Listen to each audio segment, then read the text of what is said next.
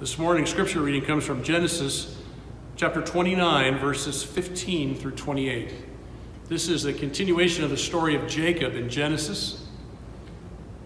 As we come to this story, Jacob has left his father and mother.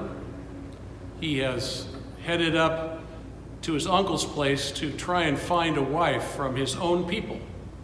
He's also fleeing his brother Ishmael, who wants to kill him.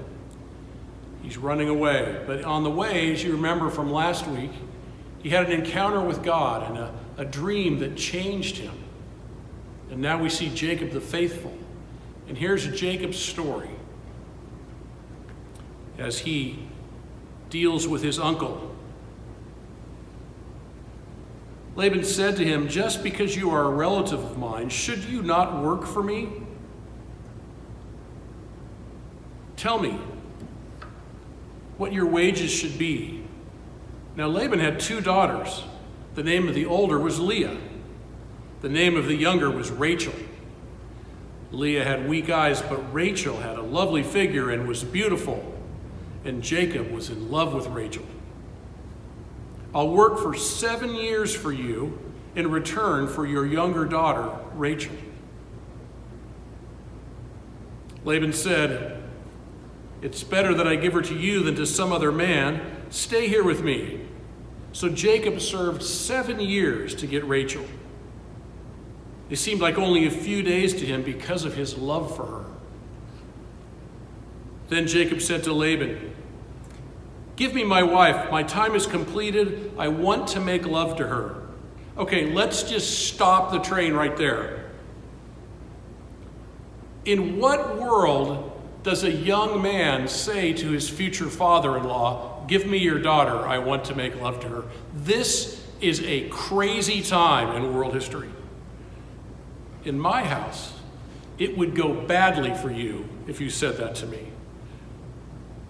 But Laban, according to verse 22, so Laban brought together all the people of the place and gave a great feast. When evening came, he took his daughter Leah and brought her to Jacob. And Jacob made love to her. And Laban gave his servant Zilpah to his daughter as her attendant. When morning came, there was Leah. So Jacob said to Laban, "What is this that you've done to me? I served you for Rachel, didn't I? Why have you deceived me?" Think through this story here. This is crazy stuff. Laban switches daughters. So many questions. What kind of dad is this? And why doesn't Jacob know? The story goes on. Laban replied, "It is not our custom here to give the younger daughter in marriage before the older one.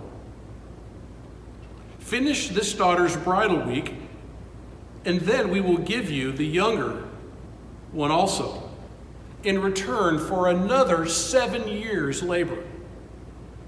And so Jacob did as he was told. He finished the week with Leah, and then Laban gave him his daughter Rachel to be his wife. This is the word of the Lord. Thanks be to God.